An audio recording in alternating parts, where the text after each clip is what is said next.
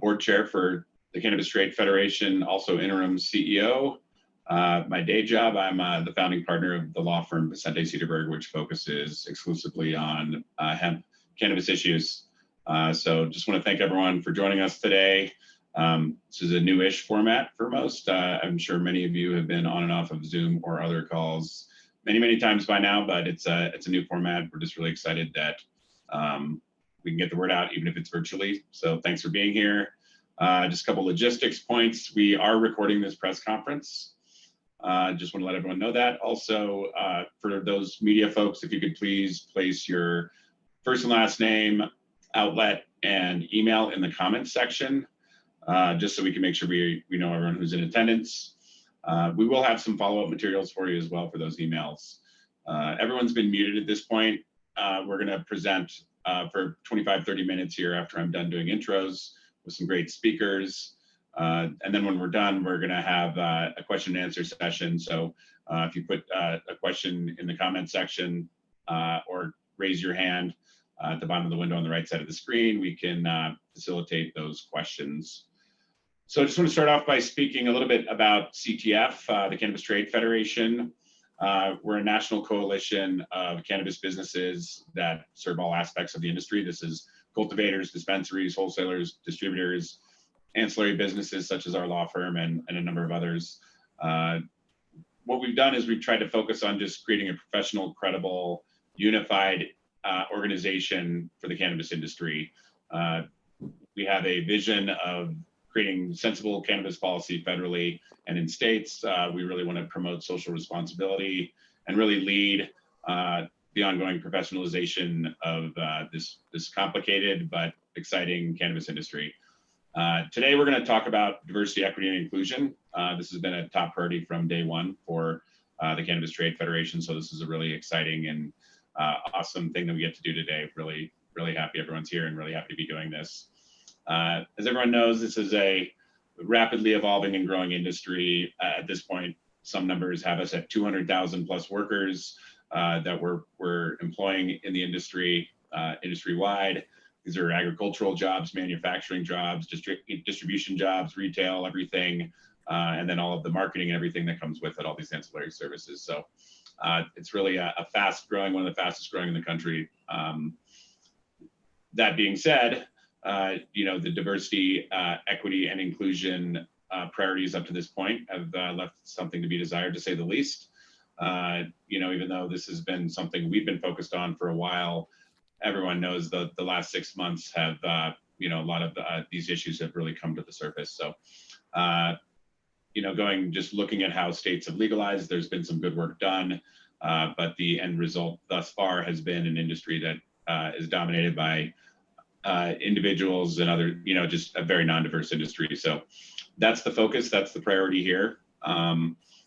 So as our speakers talk, you'll see some of the things that we're doing to address these things. So there's a study from 2017, Marijuana Business Daily did, that more than 80% of cannabis companies are owned by white people, while people of color represent a very small portion of the industry. So that's the goal.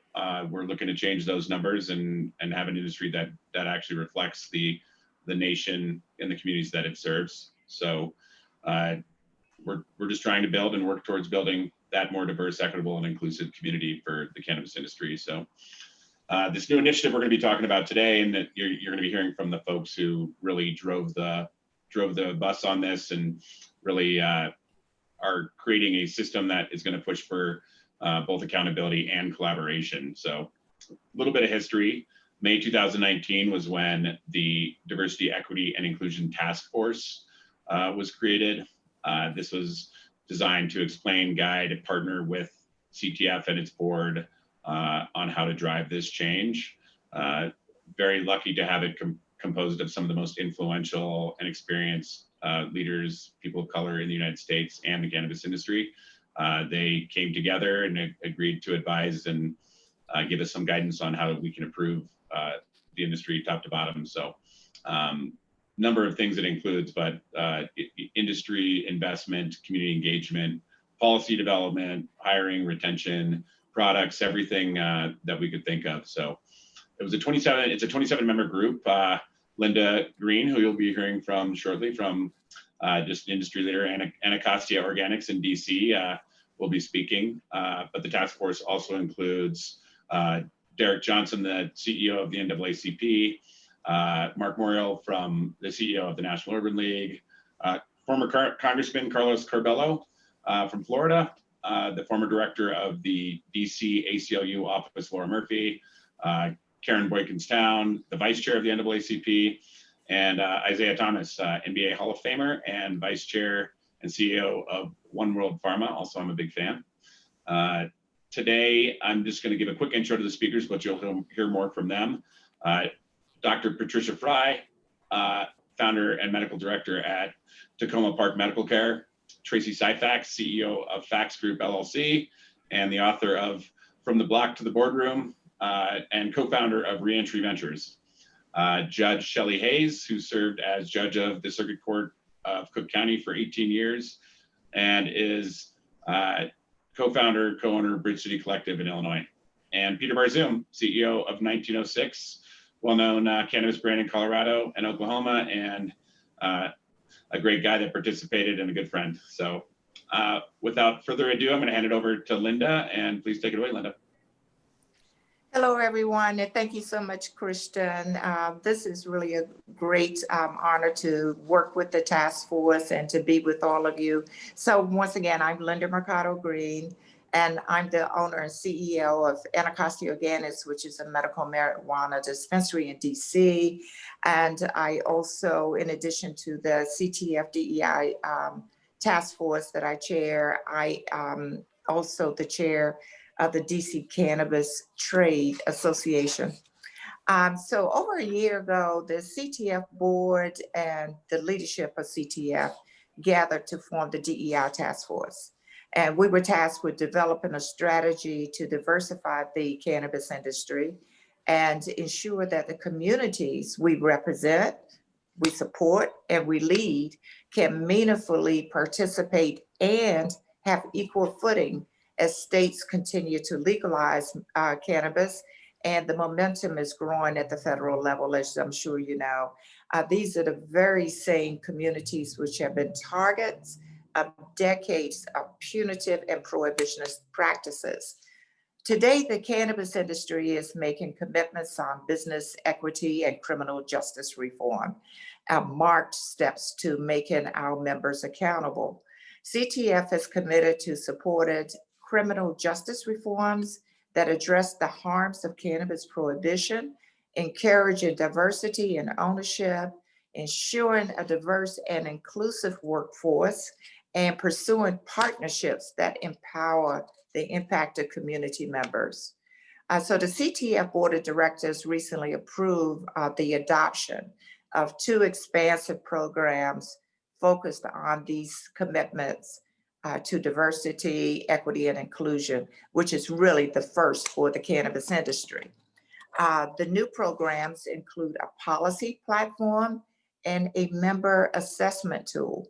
The policy platform offers CTF members an expansive list of recommendations around economic development and workforce, ownership, government policy, community partnerships, and criminal justice reform.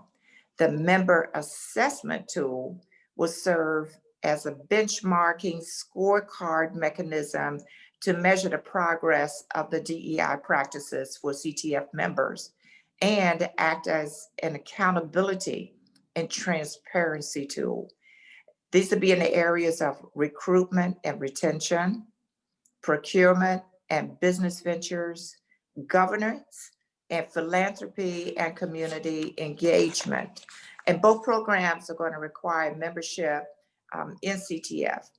The DEI task force will continue working closely with CTF members to guide and implement the task force recommendations and establish the process behind the platforms to ensure accountability and transparency.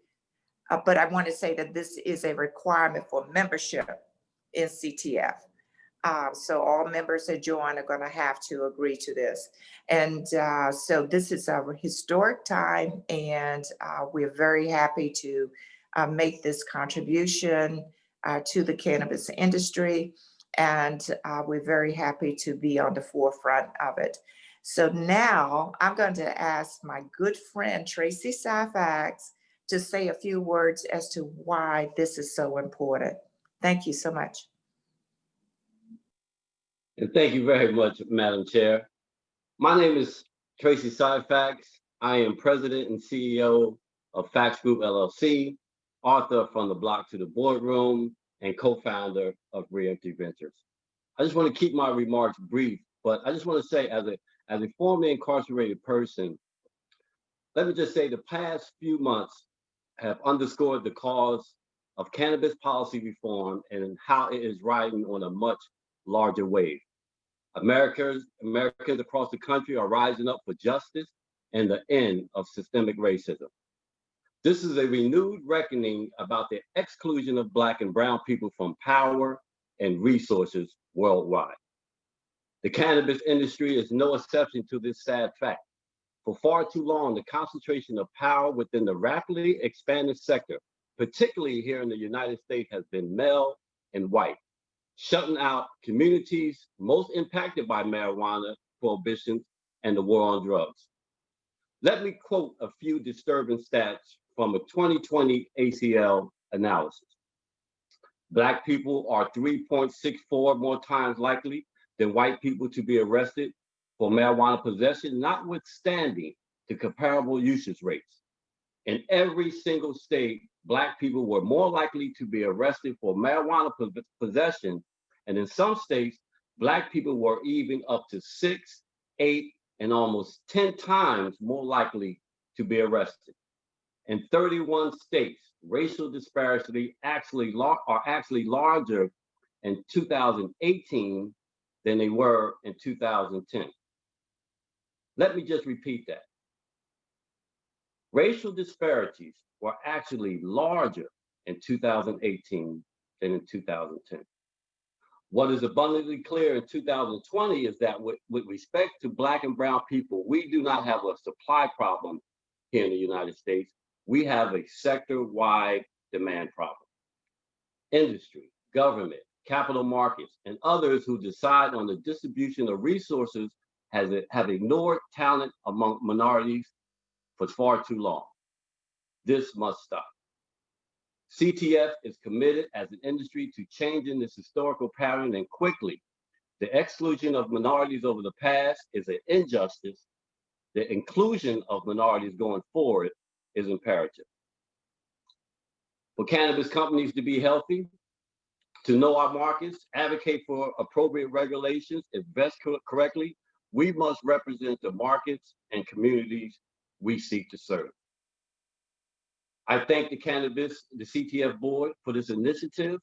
Special thanks to my chair and my leader, Linda Green, and to all the task force members for allowing those closest to the problem to be a part of the solution. Thank you very much.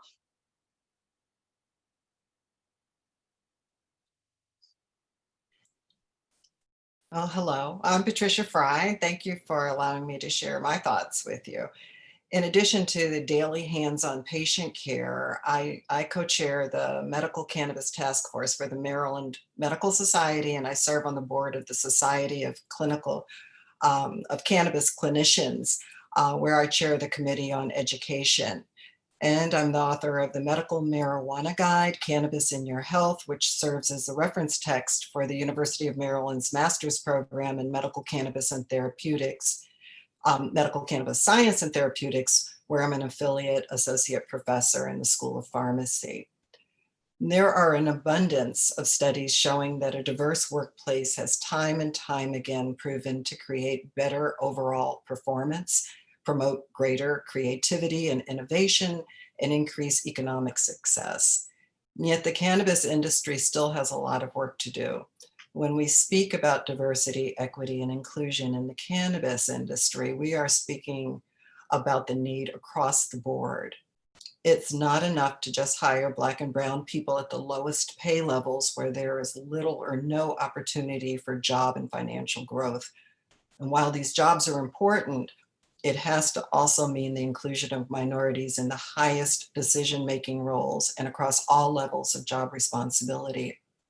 And the task force recommendations provide concrete tools to guide the CTF members in living up to their commitment to foster diversity within their companies and within the industry as a whole at every level of responsibility and remuneration. Companies will need to establish corporate-wide diversity and inclusion programs and partner with key multicultural professional and educational organizations focusing on solutions to the diversity challenge. And this will drive thoughtful actions and allow minorities the opportunity to participate in the industry with greater potential for economic and financial stability. And with that, I'm going to hand you over to my friend and colleague, Judge Shelley Williams-Hayes. Thank you, Dr. Fry. My name is Judge Shelley Williams-Hayes. I am a retired judge from the Circuit Court of Cook County in Illinois. I served on the bench for over 18 years. Currently, I am the co-founder and co-owner of Bridge City Collective in Illinois. We are known as UHCC Incorporated, doing business as Bridge City Collective. I'm also serving as an attorney and receiver for various states, including the state of Nevada, where I have been working with non-compliant cannabis license holders, helping the state and the license holder wind down their business and handle creditor claims. I want to make it very clear first, before I start speaking about criminal justice reform, is that I have never sentenced anyone. I have never convicted anyone. I've never charged anyone for cannabis use, possession, or sale. I've never prosecuted in any criminal matters. I was strictly a civil court judge. So before I begin, I want to just talk a little bit about cannabis policies that cannot be separated from social justice policies.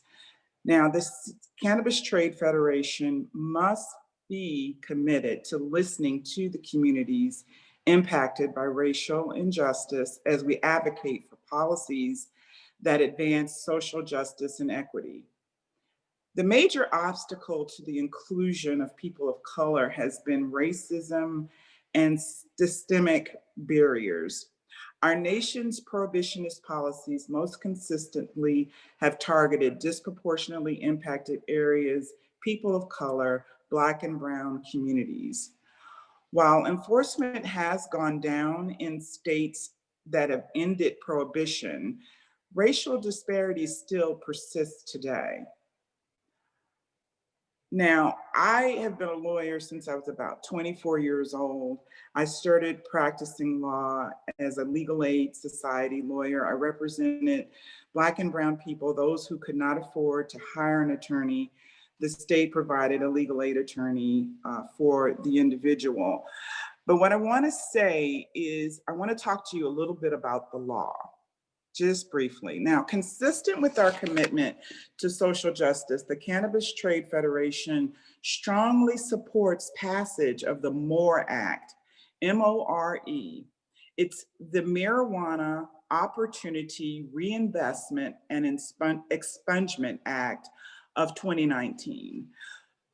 For far too many years, state legal cannabis producers and providers, both medical and adult use providers, have lived with the threat of arrest and prosecution by federal enforcement officers hanging over our heads. This is true for both owners and employees in the cannabis industry. The MORE Act would eliminate that threat by removing cannabis from the Federal Control Act, the Federal Controlled Substances Act, CSA, therefore eliminating the federal criminal penalties associated with cannabis-related activity. The Cannabis Trade Federation, as an organization, is dedicated to ending federal cannabis prohibition, and we believe the MORE Act represents a major step in this direction, and that its passage would accomplish numerous worthy objectives, all of which would move us towards a more equitable and fair society. But there is a lot more to the policy that is needed. We need to think about creating equitable access to small business loans through programs like the Community Reinvestment Program or access to SBA loans and grants. We need to have more studies addressing the impact of prohibition in immigration and family law issues. Protection against discrimination in housing and employment, expanding resentencing and reclassification of crimes for people previously convicted for marijuana, removing a positive marijuana test as the sole justification for violating a person's parole or probation, and finally, reinvesting tax revenue to treatment programs and public education programs geared towards reducing substance overdoses and saving lives. The last thing I want to also encourage is free expungements of criminal records so that people can enter into the cannabis industry if they're interested, of course. So I would like to thank you for giving me this platform, and I'm going to turn it over now to our dear friend, Peter Barsom. Thank you. Thank you very much. It's so great to be with you all today. My name is Peter Barsom, and I'm the founder and CEO of 1906. We create low-dose, fast-acting experiences to meet the demands of daily life with cannabis and other plant medicines. As a leader in the cannabis industry and CEO of 1906, I can say we're not only taking CTF's commitment to heart, we're leading by example. CTF members are already making sure we are walking the walk as an industry leader. And while there's still a lot more work to be done, as Christian mentioned, I want to highlight a few of the activities that CTF members are already engaged in. Many companies like Columbia Care, Curaleaf, and Native Roots have already initiated internal diversity task forces and established employee resource groups. Cresco, one of our board members, is widely recognized for its SEED program, which equips social equity applicants with technical knowledge and other resources to navigate the path through cannabis entrepreneurship. Other initiatives already underway at various CTF members include applying the Rooney Rule to C-suite and board recruitment and establishing supplier diversity programs. And companies have already formed partnerships with groups like Schwaz's partnership with the Black Cannabis Equity Initiative, among others, that advance the recommendations of the DEI task force. At 1906, we made a commitment to reinvest 5% of our net revenue in social justice and equity issues. This year, among other projects, we've partnered with the Last Prisoner Project and the Threat Coalition to directly support organizations tackling the failed drug policies of yesteryear. The Last Prisoner Project, of which many of us are supporting, not only pushes for meaningful policy reform, but offers direct service to individuals and families struggling due to unjust incarceration from drug offenses. We hope to use our existing social media platform to continue educating our followers about direct policies and larger civic responsibilities inherent in cannabis. As 1906 has expanded, we've strived to recruit and retain women and persons of color into our company at all levels in all jurisdictions. CTF members acted on recommendations as they were being developed, and we will continue that momentum as we strive to enact the commitments we've made to the DEI task force. I want to personally thank all the members of the DEI task force. I have the pleasure of being part of the task force from the beginning, and I'll hand it back over to Christian.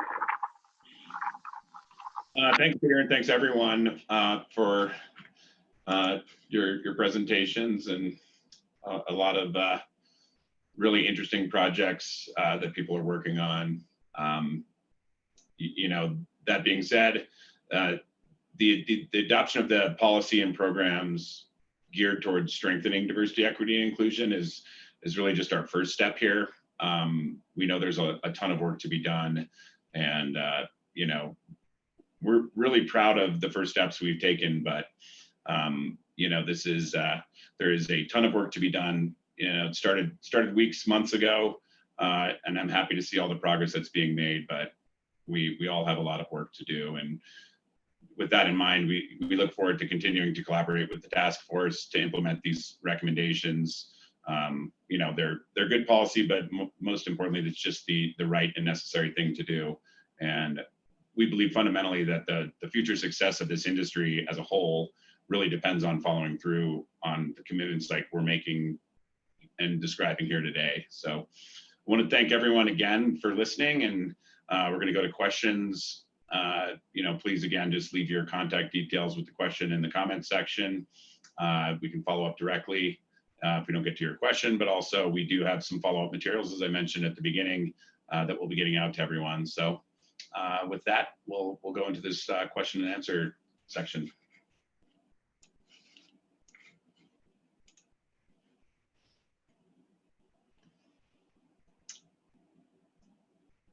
I believe, is Nigus are you going to help drive this one here?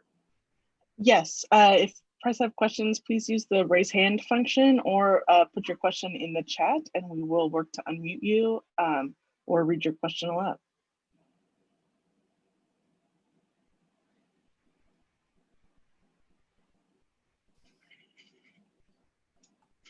Where is that? Let's see. We're trying to find the raise hand function. Oh, all right. Well, Natalie, go ahead. We'll get you unmuted. We'll get to you. For your question. Sorry about that. Yep, we'll get to you next, Alfonso. Thank you. Hey, thanks. Natalie Fertig with Politico. I have been following CTF for a while, and I know that CTF has been more on board with the States Act than with the MORE Act in the past. And to me, as a reporter that's been covering this for about 2 years, it seems like a bit of a change of priorities. And I was wondering how that came about and what the conversations were that led to sort of a shift in which piece of legislation was being backed by the organization. Linda, would you like me to take that? Maybe if you wanted to comment too. Looks like you're on mute. Yeah, I'm yes. So yeah, Peter, I mean, Christian, I think you should take that because it's really from a board level, I think. Sure. Mm-hmm. Sure, and thanks for the question, Natalie. Originally the strategy a couple of years ago was to, push for legislation that would have a high likelihood of passing in a divided Congress. So, the States Act, and there was a number of groups that came together to work on the States Act. For those that don't know, the States Act co-sponsored in the Senate by Senator Cory Gardner here in Colorado and Senator Elizabeth Warren. A very interesting coming together of what I believe are very different viewpoints. I think everyone probably understands that, but it was never a perfect piece of legislation or a solution in our minds. So, the goal would have addressed several things, taken away the threat of federal prosecution in states that had laws on the books. But, generally, understanding that political, the political realities shift. And, I can speak for myself as a board member, chair of the board here, but also, having spoken to a number of board members over this time, we're all for all cannabis reform. That we took, it's definitely shifted. So to directly answer your question about the conversations really, Natalie, we just started to focus on where can we have this amazing piece of legislation in the MORE Act that's moving forward. How can we support it? How can we push to help? We've been doing that for a while now, and the States Act focus really shifted back when the MORE Act moved to the front and center. So, going forward and right now and going forward, we've just been working to help in whatever way we can with that piece of legislation and, really looking forward to the future and moving effective policies forward that will address all the issues we're discussing. So would you say that this shift is more because the MORE Act seems more likely to pass now, or when you're looking at what to support on Capitol Hill, is it are you still focused on what could get passed? Because I do know that the States Act was suggested by Representative Ken Buck of Colorado during the judiciary hearing for the MORE Act. And I know that that was due to a request from CTF or from one of CTF's lobbyists. So I'm just kind of wondering, like, that was both bills were on the floor at the same time or being considered in Congress at the same time. And the States Act was still being put forward by CTF when the MORE Act was in play. So I'm just kind of trying to get the timeline straight on the shift. I know that CTF has been going through some transition in the last year. Sure. I'm happy to talk to you offline about it too, Natalie, about all, when Buck offered his amendment, but, we're supportive of the MORE Act when that was happening. The States Act, a lot of bipartisan involvement, Republicans, Democrats, the Cannabis Caucus itself includes, Republicans and Democrats. And that was a piece of legislation, that a lot of people have been working on. The MORE Act did substantially more. And, frankly, it's the best piece of legislation we see out there. But at that time when they were getting the hearing, our Republican colleagues certainly, raised the issue and wanted to bring it up, and happy to talk more details about, how the process went with during that committee hearing. But, essentially sorry to get too far in the weeds here, everyone. Yeah, sorry, I've been wondering this for a while, and this seemed like a good opportunity to ask the question. Yeah, no, and definitely, it's a great question. And that amendment, we were working on some bipartisan discussions before that hearing on, whether or not it'd be appropriate to raise these issues. But legislators are their own people, and when that did come up, created an interesting discussion. But our support fully behind the MORE Act going forward. It was behind the MORE Act then too. The discussion going on at that time, the politics of the day were also interesting, but certainly, there's a lot of Republicans that supported the States Act, Matt Gaetz and Representative McClintock, others that have said that they would vote for the MORE Act. And right now our goal is just to try to get as many people behind the MORE Act as possible moving forward. Great, thanks. All right, Alfonso, would you like to ask your question? Well, yes. Thank you so much. Good afternoon, everyone. It's so nice to be on with you. I don't necessarily have a question, but rather an announcement. I am the publisher of Blizzy Magazine here in Denver, along with Christian. I did live in the DC area in Prince George's County, and I came back to the real DC, Denver, Colorado. And it is so nice to see and hear about all of the efforts that you guys are engaged in. I would really love to provide profiles and features and stories about your efforts there and around the nation. We are a publication that we're focused on the African American cannabis consumer, and in line with and aligned with the efforts of social equity, diversity, inclusion within this cannabis space. And we're certainly interested in telling our stories as we move forward in this venture. So please, by all means, I've listed my information in the chat. I would love to hear from all of you and love to tell your story. So please, by all means, reach out to us here. Thanks, Alfonso, and great to see you on here. And it was mentioned, Schwaz, Vicente Cedarburg, others. This is in Colorado, the Black Cannabis Equity Initiative, which is going on really cool work. John Bailey, guy here in Colorado, and I like the real DC. I'm going to use that, Alfonso, but really no. The mayor really likes that. The mayor really likes that, Christian. There's only one real DC, okay? Are you going to take our position as a district and not a state either? No, we're not doing all that. We'll let you. We can't compete with DC, but we just thought we'd just get the plug in. Yeah, we like having our representation when we get text. We appreciate you all's help with this. You're all our beautiful city. I see we have Tahir Johnson, so I'll unmute you next, Tahir, for your question. Yes, hello everybody. My name is Tahir Johnson. I actually work at NCIA doing our equity and inclusion initiatives there. I also have a podcast called the Cannabis Diversity Report, where I try to highlight diverse people in the industry. Definitely a pleasure to be here. Miss Linda, she's been one of my inspirations in the industry for so long. I was born and raised in Trenton, New Jersey. I see Mr. Syfax here. He's been somebody that I've always known about since I was young, but I've been moving to the real DC, the district, since I attended Howard University a long time ago. But my question for you is, and I love what you talked about, getting the solution from the people closest to the problem. And so my question was, like, on both sides, how do you think that we increase engagement for more people from our communities to actually want to get into the legal cannabis industry?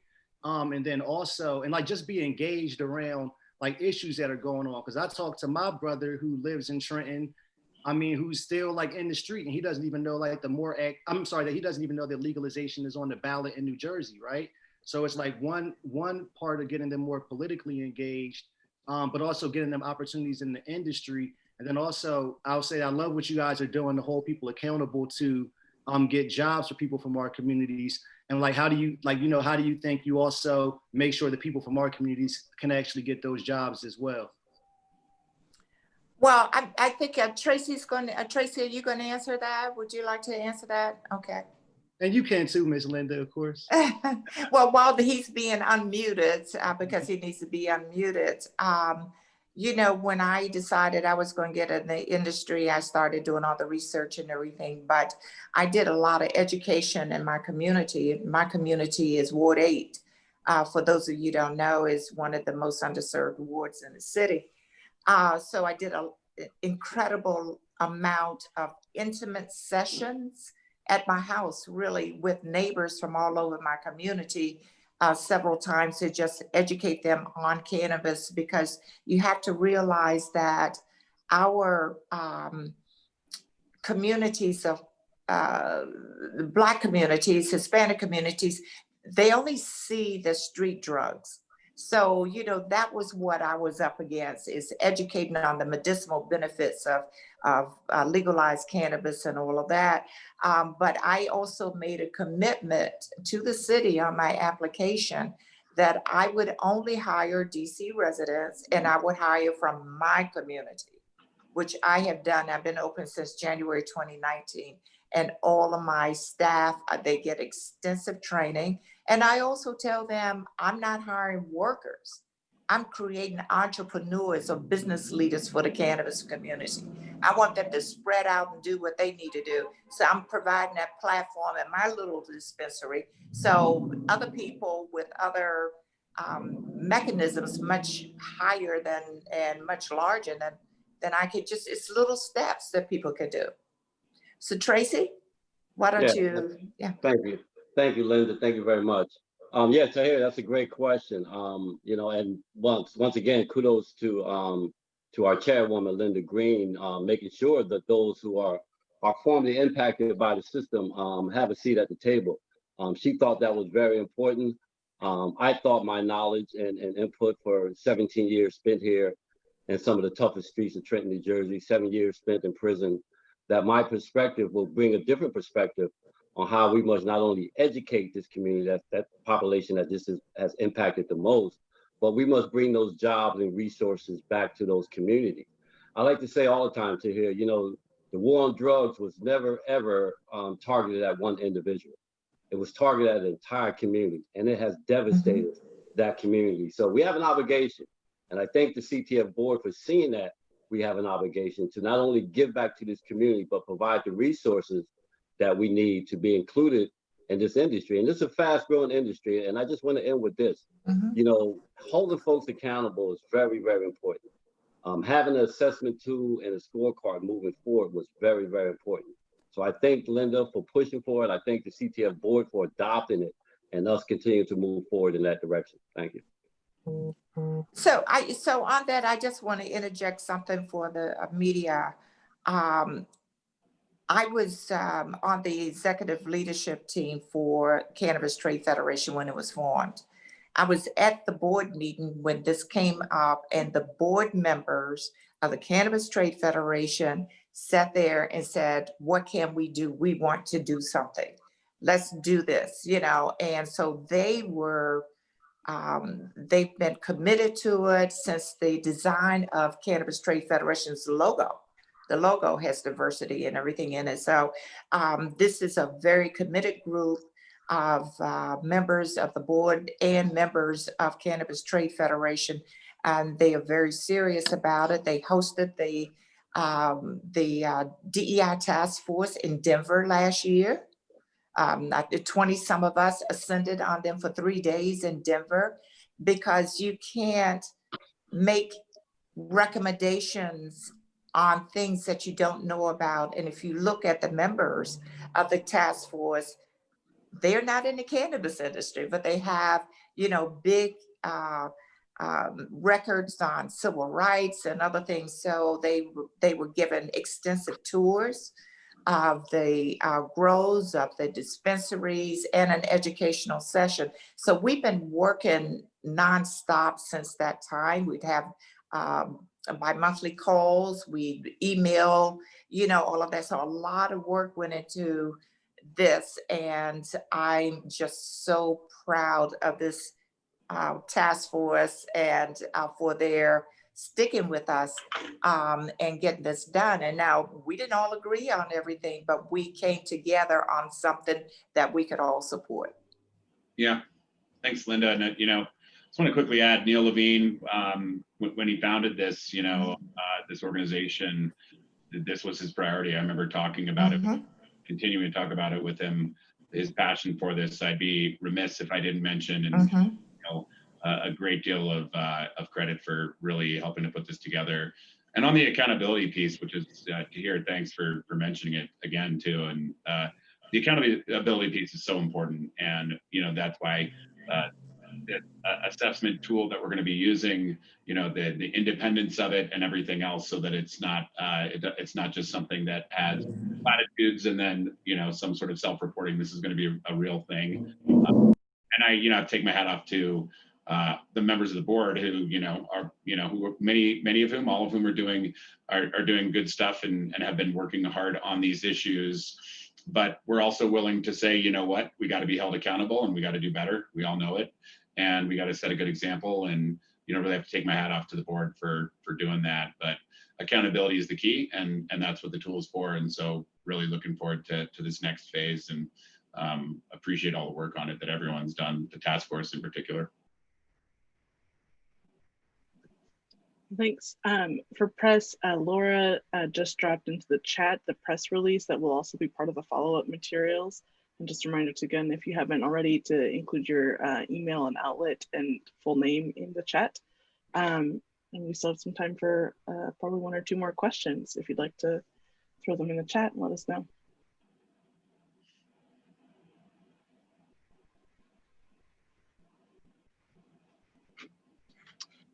But if not, always happy to wrap up a little early and give folks a few more minutes into their day. Thank you, everybody. Yeah, thanks everyone. And Nigas, thank you so much for all your work. Real pleasure, and thank you to Laura as well. Yeah, Laura, thanks. But Nigas, you're amazing, and thank you for everything. And everyone, thanks so much for participating today and for what you're doing. Keep up the good work. Appreciate it. Thank you all. All right, take care, everyone. Okay, bye-bye.